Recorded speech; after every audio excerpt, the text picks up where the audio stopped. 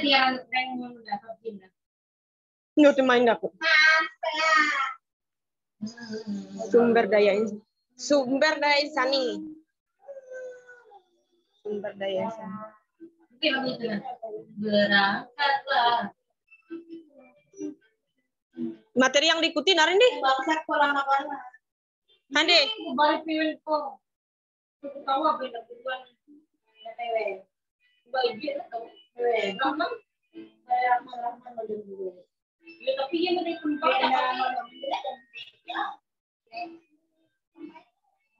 Orang.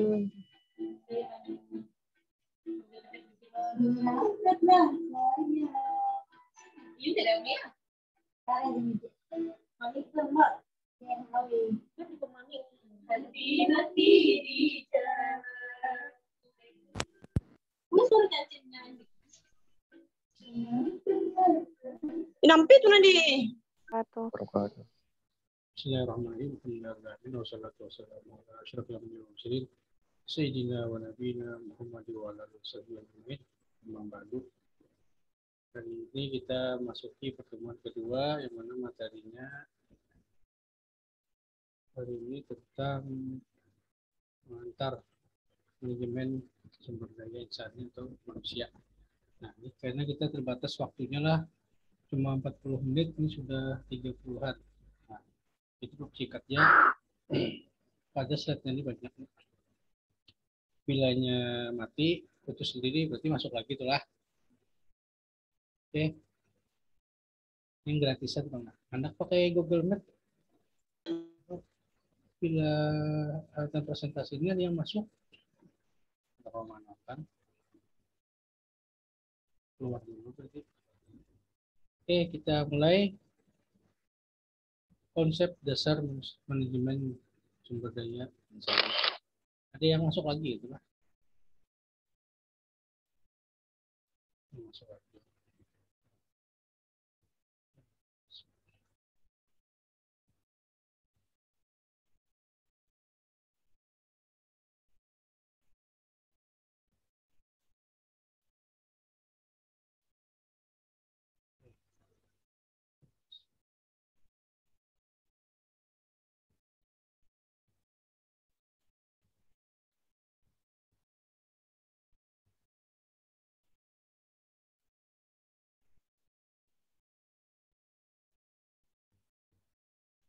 Oke, konsep dasar manajemen sumber daya insani. Kita praktek.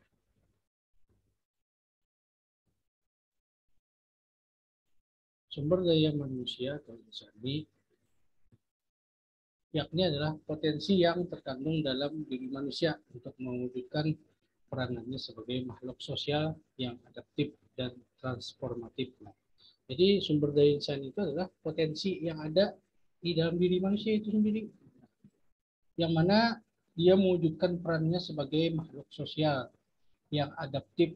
Adaptif itu mampu menyesuaikan diri dan transformatif, berubah-ubah pada suatu keadaan. Nah, yang mampu mengelola dirinya sendiri serta seluruh potensi yang terkandung di dalam yang terkandung di dalam menuju tercapainya kesejahteraan kehidupan dalam tatanan yang seimbang dan berkelanjutan. Jadi sumber daya manusia insani itu potensi yang ada di dalam dirinya, dalam diri manusia itu sendiri, yang secara adaptif maupun transformatif mampu mengelola dirinya sendiri.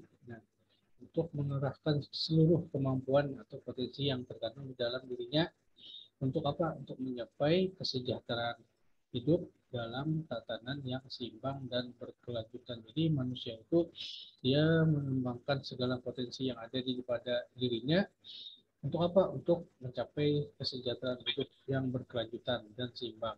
Itu pengertian sumber daya manusia lah.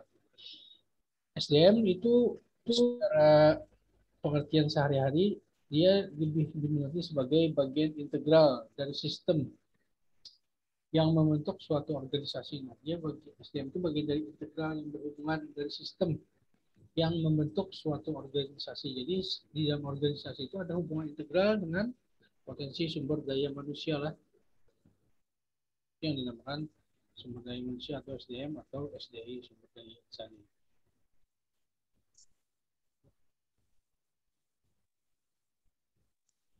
Sebagai ilmu, SDM itu dipelajari dalam manajemen sumber daya manusia.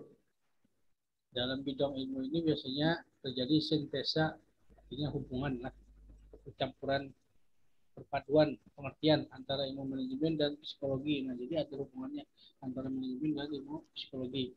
Mengingat struktur SDM ini di dalam industri organisasi dipelajari adalah ilmu manajemen. Jadi di dalam dunia kerja itu biasanya dipelajarinya adalah ilmu manajemen. Sementara yang mempelajari manusianya itu subjeknya itu adalah pelaku. Nah, manusia itu yang dipelajari itu pelaku manusia, perilakunya. Nah, itu adalah kajian dalam bidang ilmu psikologi. Jadi beda. Kalau manajemen itu dalam kajian apa, struktur SDM tadi dipelajari ilmu manajemen. Sedangkan manusia itu dipelajari bidang kajian ilmu psikologi. Jadi ada hubungan sintesa antara manajemen dan psikologi. Nah, semula SDM itu human resource. Nah, namun ada pula para ahli menyamakan sumber daya manusia itu sebagai manpower, nah, tenaga kerja. Nah, jadi dahulu itu dikatakan sebagai apa? Sebagai tenaga kerja lah. Nah, bahkan sebagian orang menyetarakan pengertian sumber daya manusia itu dengan personalia atau personal. Nah, jadi ada yang mengatakan tenaga kerja atau juga yang mengatakan personalia, kepegawaian dan sebagainya.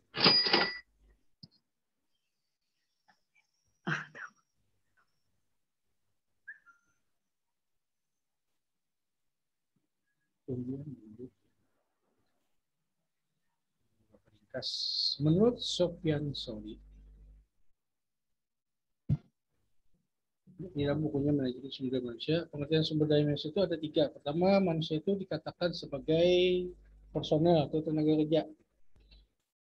Jadi, menurut beliau itu sumber daya manusia itu bisa dikatakan sebagai personel atau tenaga kerja karena apa? Dia bekerja di lingkungan organisasi atau instansi. Kemudian yang kedua adalah sumber daya manusia itu dikatakan sebagai potensi manusiawinya. Nah, jadi yang kedua ini adalah potensi manusiawinya, kemampuan atau kompetensinya. Nah, yang menjadi penggerak organisasi itu. Nah, yang pertama itu tadi orangnya. Yang kedua ini adalah potensi yang ada pada manusia itu atau orangnya. Yang ketiga adalah sumber daya manusia ini adalah merupakan potensi yang dijadikan aset dan berfungsi sebagai modal. Modal di sini katakan non material atau non finansial di dalam organisasi bisnis. Misalnya seseorang itu memiliki keahlian atau skill. Nah, skill itu dikatakan di dalam sumber daya manusia itu adalah merupakan aset. Nah, jadi ada 3. Pertama, sumber daya manusia itu dikatakan manusianya yang bekerja. Kemudian sumber daya tadi dikatakan adalah potensi atau potensi penggerak yang ada di organisasi itu manusiawinya. Yang ketiga adalah aset itu manusianya merupakan aset. Nah, manusianya itu adalah aset. Jadi ada 3 SDM tadi. Yang pertama adalah manusianya yang bekerja. Yang kedua adalah potensi manusia yang menggerakkan. Artinya yang menggerakkan itu dikatakan potensi. Yang ketiga adalah di sini yang potensi yang tadi itu dikatakan adalah bagian dari aset yang berfungsi sebagai modal. Modal di sini istilahnya itu apa?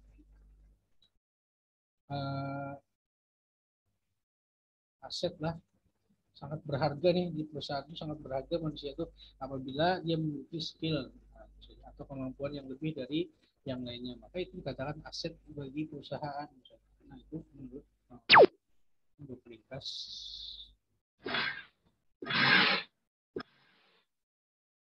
Jadi pengertian sumber daya manusia. Sekarang ada pengertian manajemen sumber daya manusia, singkat MSDI atau MSDI. Adalah suatu ilmu atau cara bagaimana individu itu mengatur hubungan dan peranan sumber dayanya yang dimiliki oleh individu secara efisien dan efektif, serta dapat digunakan maksimal untuk mencapai tujuan bersama. Jadi manajemen sumber daya manusia itu adalah suatu ilmu, ilmu yang memanage atau mengatur hubungan dan peran SDM tadi yang dimiliki oleh individu secara efisien dan efektif. Jadi dia mengelola potensi yang ada pada manusia itu supaya apa? supaya efisien dan efektif digunakan untuk pencapaian tujuan organisasi. Nah, itu yang dikatakan manajemen sumber daya manusia. Manajemen sumber daya manusia itu secara umum dia adalah mengelola atau mengatur hubungan serta peran dari manusianya itu yang dimiliki oleh individu supaya apa? Supaya efisien dan efektif digunakan secara maksimal di dalam sebuah organisasi. Nah, bagaimana mengelola manusianya atau orang-orangnya di dalam menjalankan roda organisasi itu supaya berjalan dengan efektif dan efisien. Gunanya apa? Untuk mencapai tujuan bersama. Nah, itulah. Kajian MSDM itu menggabungkan beberapa bidang ilmu, nah, seperti diantaranya adalah psikologi, kemudian sosiologi, kemudian bidang ilmu lainnya lah. Nah, jadi manajemen SD itu kan karena kajiannya itu tidak hanya manajemen, tapi juga dengan perilaku manusianya. Nah, sama kayak perilaku organisasi juga. Jadi ada ilmu tambahannya, maksudnya ilmu bantunya diantaranya psikologi, sosiologi, antropologi bisa juga, dan ilmu bidang lainnya.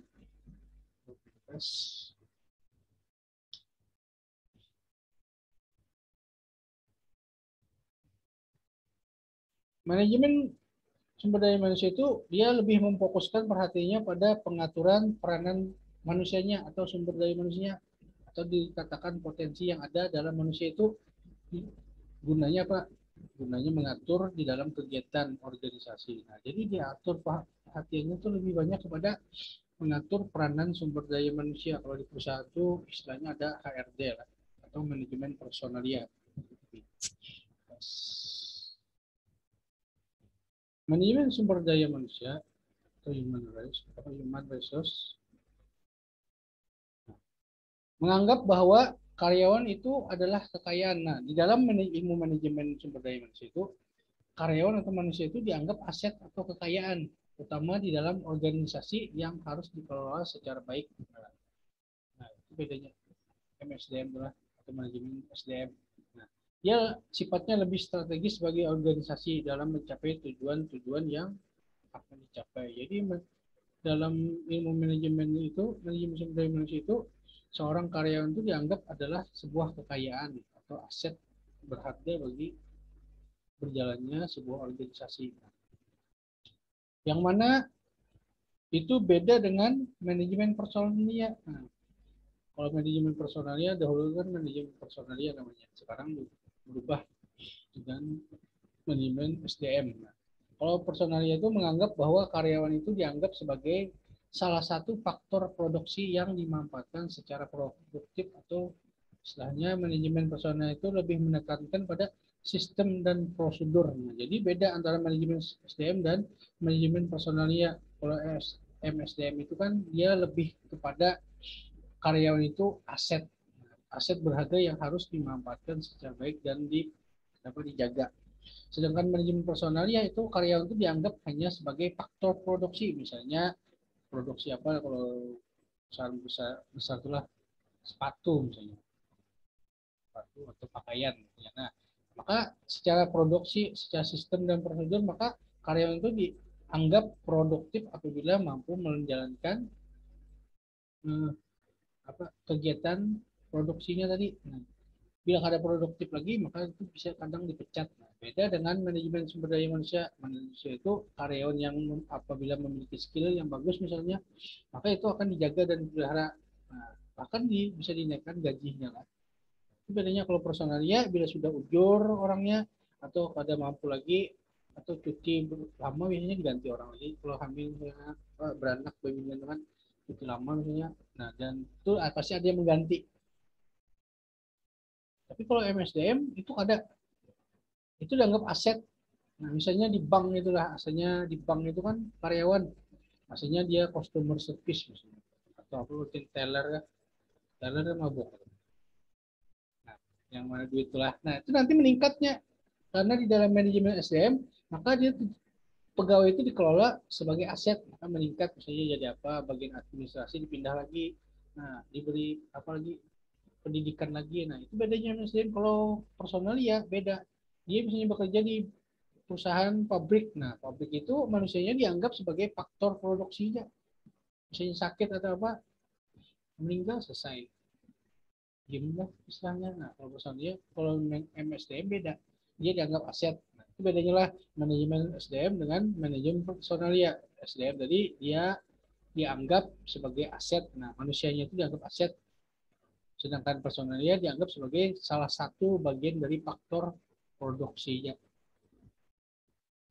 Jadi, itu dua bedanya. Nah, itu yang membedakan mengapa sekarang setiap perusahaan-perusahaan itu lebih banyak mengembangkan MSDM, terutama di bank-bank atau instansi pemerintahan yang mengambil apa misalnya manajemen sumber daya manusia itu. Kalau yang dahulu memang perusahaan itu lebih banyak kepada manajemen personalia. Nah, singkatnya ada beberapa pendapat menurut para ahli, singkatnya Bapak ambil satu misalnya. Menurut Simamora, manajemen sumber daya manusia adalah pendayagunaan, pengembangan, penilaian, pemberian balas jasa, dan pengelolaan individu, anggota organisasi atau kelompok pekerja. Nah, jadi menurut beliau ini bahwa yang dinamakan manajemen sumber daya manusia itu adalah mendayagunakan manusianya tadi. Kemudian mengembangkan, nah mengembangkan aset tadi jadi aset. Kemudian penilaian, memberikan nilai, apakah ini layak dipertahankan atau misalnya kemudian. Kemudian memberikan balasan berupa jasa. Nah, biasanya balasan jasa itu kayak apa itu? Insentif atau gajinya naik misalnya. Dan mengelola individu sebagai bagian dari anggota organisasi atau kelompok pekerja. Nah, dianggap aset tadi.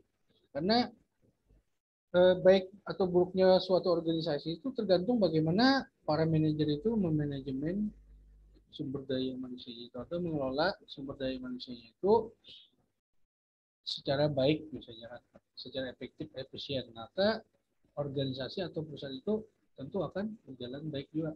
Nah, itu bagaimana ilmu manajemen itu. Yang kemarin sudah pernah belajar ilmu manajemen kan, ada mata kuliah manajemen misalnya. Nah, itu kita ketahui bahwa fungsi manajemen itu kan ada beberapa, di antaranya yang paling apa itu 4 itulah perencanaan, pengorganisasian, bukan terakhir evaluasi itu. Ini Bapak ambil satu aja contohnya, nanti bacanya karena waktu terbatas. Jadi MSDM dapat kita simpulkan bahwa MSDM itu merupakan kegiatan perencanaan. Nah, direncanakan dulu. Nanti kelompok berapa itu pengadaan rekrutmen. Nah, rekrutmen itulah kelompok 2, kelompok 3. Kegiatan perencanaan, pengadaan, pengembangan, pemeliharaan, serta penggunaan SDM. Gunanya apa? Untuk mencapai tujuan baik itu secara individu maupun organisasi. Jadi kegiatannya itu adalah merencanakan misalnya perusahaan besar itu atau organisasi itu membutuhkan karyawan berapa misalnya, atau bidang-bidang apa aja yang dibutuhkan. Nah, maka perencanaan diperlukan, misalnya membutuhkan karyawan bidang produksi 1.000 orang, maka itu direncanakan tuh kira-kira gajinya berapa dan sebagainya. Maka diadakanlah pengadaan. Setelah pengadaan tentu ada rekrutmen kan, seleksi dan sebagainya. Nah, ketika karyawan itu sudah masuk ke dalam sebuah organisasi, tentu dia mendapatkan pengembangan dirinya atau pelatihan istilahnya. Nah, itu dinamakan manajemen sumber daya manusia lah. Beda dengan manajemen personalia. Dia lebih menitik beratkan kepada faktor produksi saja.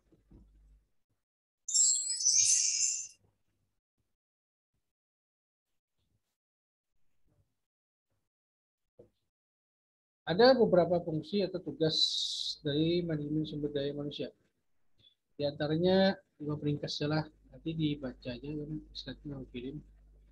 Pertama adalah fungsi manajerial. Nah, mana fungsi manajerial ini diantaranya adalah perencanaan, kemudian pengorganisasian, pengarahan dan pengendalian atau evaluasi. Nah, jadi direncanakan fungsi manajernya, seorang manajer itu tentu merencanakan perusahaannya atau organisasinya, kemudian mengorganisasikan apa-apa yang ada di dalam organisasinya itu, kemudian diarahkan. Nah, sehingga tujuan yang ingin dicapai itu terlaksana sesuai dengan harapan. Itu fungsi manajerial.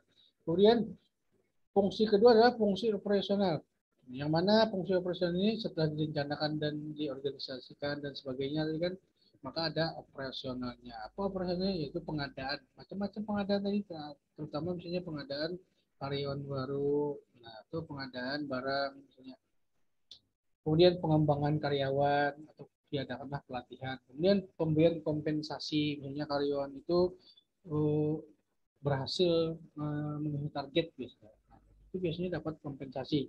Kemudian yang ketiga adalah fungsi ketiga adalah kedudukan manajemen sumber daya manusia itu di dalam pencapaian tujuan organisasi perusahaan secara terpadu. Jadi secara terpadu kedudukan manajemen tadi itu kan itu menjadikan dia sebagai apa fungsi kedudukannya nah, menjadi fungsi ketiga di dalam memadukan antara sumber daya manusia dengan perusahaannya secara terpadu. Nah, jadi sinkron apa yang ingin dituju dicapai misalnya dikelola dengan baik, nah itu merupakan fungsi kedudukan dari manajemen sumber daya manusia. Sehingga tak pencapaian tujuan organisasi itu bisa dilaksanakan secara efektif dan efisien. Fungsi ketiga lah. Kemudian 4, dari penjelasan di atas kita dapat menyimpulkan bahwa manusia itu mempunyai definisi, sumber daya manusia itu mempunyai definisi sebagai suatu perencanaan, kemudian pengorganisasian, pengarahan dan pengawasan atas pengadaan, pengembangan, kompensasi, serta pengintegrasian, pemeliharaan dan pemulihan hubungan kerja dengan maksud untuk mencapai tujuan organisasi perusahaan secara terpadu. Nah, jadi dari 3 komponen di atas tadi kan 1, 2, 3, maka yang keempat ini adalah kesimpulannya, yang mana sumber manajemen sumber daya manusia ini mempunyai definisi sebagai sebuah perencanaan, pengorganisasian, pengarahan, pengawasan dan pengawasan atas pengadaan serta pengembangan kompensasi serta pengintegrasian, pemeliharaan dan pemutusan hubungan kerja. Jadi di dalam ilmu manajemen ini tentu dia memiliki fungsi diantaranya fungsi manajerial. Jadi 4 tadi kan paling umum mana tuh fungsi manajerial, perencanaan, pengorganisasian, pengarahan dan pengendalian itu fungsi 4 fungsi manajerial yang umum, paling umum. Banyak lagi sebenarnya. Kemudian fungsi kedua, nah operasional, nah, diantaranya adalah mengadakan rekrutmen karyawan, misalnya pengembangan karyawan, kemudian memberikan kompensasi kepada karyawan yang berintegritas atau memiliki kemampuan yang lebih. Nah itu bagian dari beberapa tugas dari manajemen sumber daya manusia.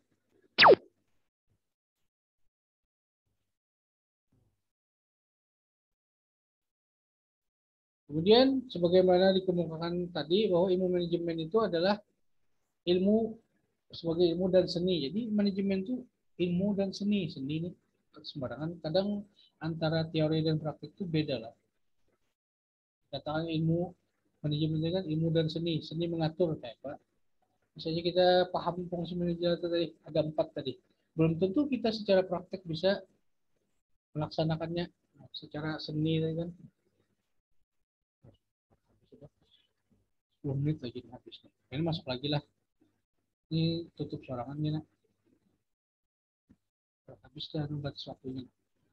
Jadi ilmu manajemen itu merupakan ilmu dan seni mengatur. Jadi mengatur tuh terserah bagaimana seorang manajer itu mengatur organisasinya atau perusahaannya sesuai dengan apa yang didapatnya atau sesuai dengan pengalamannya. Nah, secara efisien dan efektif dan produktif untuk mencapai tujuan tertentu. Nah, dan dikatakan bahwa manajemen sumber daya insan tadi adalah bahwa karyawan itu merupakan kekayaan utama dari atau aset perusahaan yang harus dipelihara. Sedangkan manajemen personalia tadi kan itu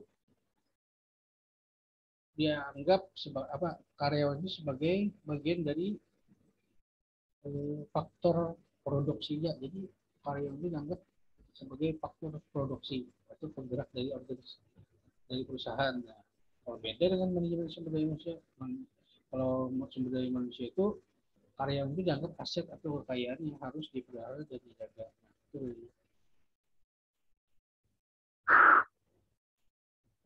tujuan MSDM. Tujuan MSDM itu ada 4. Pertama, tujuan organisasi. Tujuannya apa? dia adalah memberikan kontribusi pada pencapaian efektivitas organisasi. Maka secara tujuan organisasinya itu tentu harus MSDM itu memberikan kontribusi dalam mencapai efektivitas organisasi seefektif mungkin. Nah, MSDM tadi makanya mengelola sumber daya manusia itu seefektif mungkin. Nah, kalau bisa jangan sampai ada yang rugi istilahnya. Nah, di dalam pencapaian dari tujuan organisasi itu tujuan organisasi lah dari tujuan MSDM tadi. Nah, jadi tujuan MSDM itu kan ada tujuan organisasi. Nah, maka secara efektif harus memberikan kontribusi yang nyata misalnya. Itu tujuan utamanya.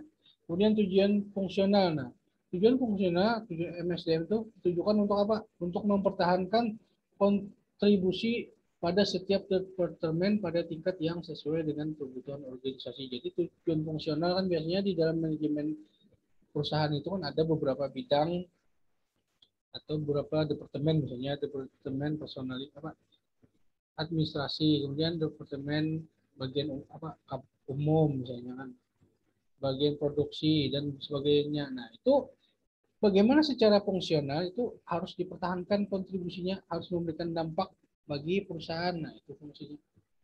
Itu tujuan dari MSDM mengelola tadi. Kemudian yang ketiga, tujuan sosial. Nah, dari tujuan sosial ini MSDM diharapkan bahwa secara etis dan sosial dia merespon terhadap kebutuhan dan tantangan yang ada di masyarakat melalui tindakan meminimasi dampak negatif terhadap organisasi. Sehingga secara sosial MSDM itu diperlukan bagaimana tidak adanya konflik. Nah, supaya tidak konflik, misalnya tidak ada konflik antara masyarakat dengan perusahaan atau organisasi yang ada di lingkungan sekitar masyarakat itu. Nah, itu tujuan sosial. Jadi memanajemen seefektif mungkin supaya tidak ada dampak negatif terhadap masyarakat berada perusahaan itu. Kemudian secara personal tujuannya apa?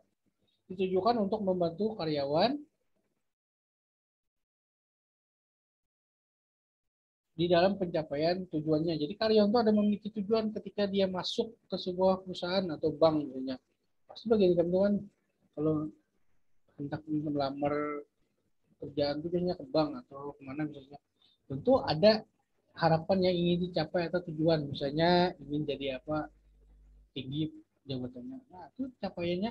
Maka dengan tujuan personal ini diharapkan MSDM itu mampu membantu karyawannya untuk mencapai tujuan yang diinginkannya itu lah. Jadi diharapkan mampu berkontribusi secara apa istilahnya, integritas lagi istilahnya, berintegritas terhadap organisasinya. Nah, itu tujuan personal.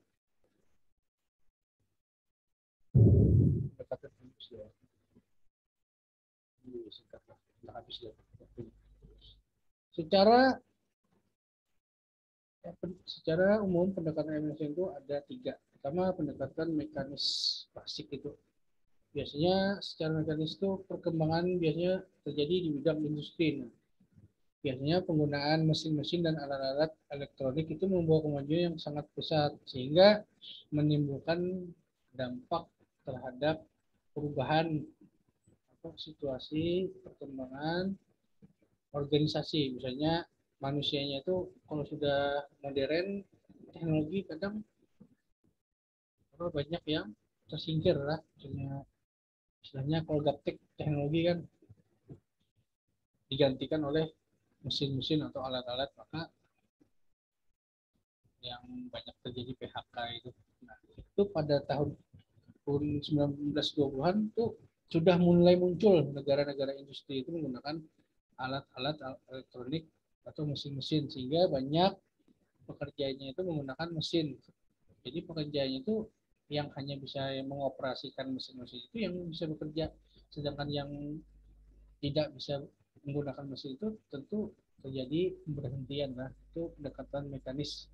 Dulu perusahaan itu banyak menggunakan manusia dalam apa mengoperasionalkan usahanya, tapi sekarang kan sudah berkembang teknologi. Nah, jadi Jadi bagaimana secara pendekatan mekanis itu bahwa manajemen sumber daya manusia itu tetap dioptimalkan dalam pemberdayaan perusahaan.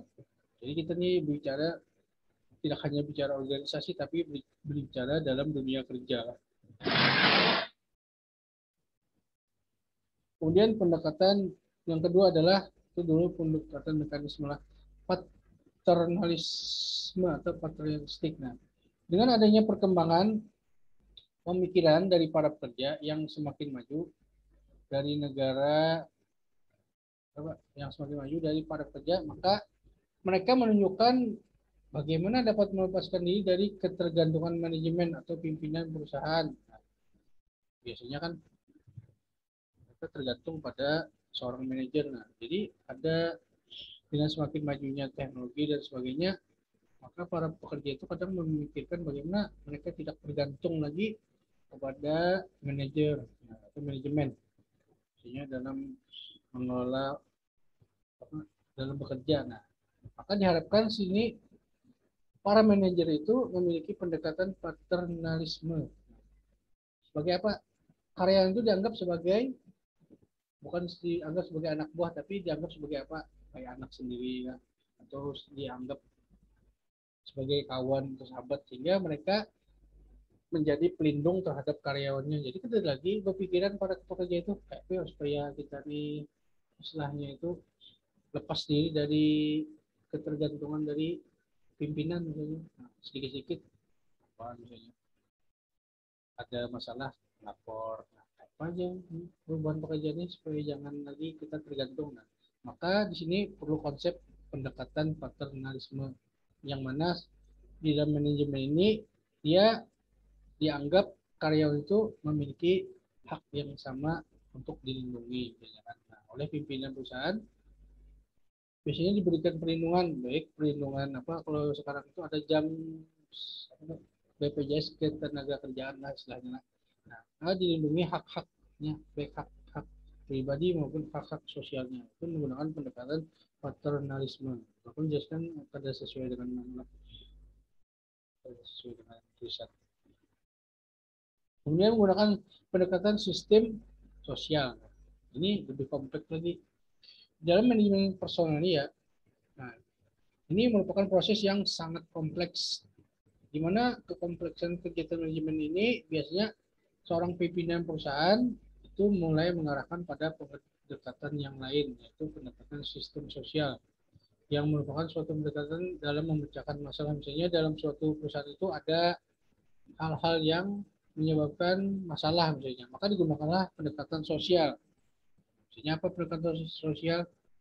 Karena kan pendekatan sosial itu kan hubungan interaksi antara pekerja dengan pekerja lainnya itu bisa kalau apa terjadi konflik lah, maka digunakanlah pendekatan sosial. Bagaimana bisa memecahkan suatu masalah dengan resiko yang paling kecil misalnya ketika terjadi konflik di perusahaan, maka digunakan pendekatan sosial.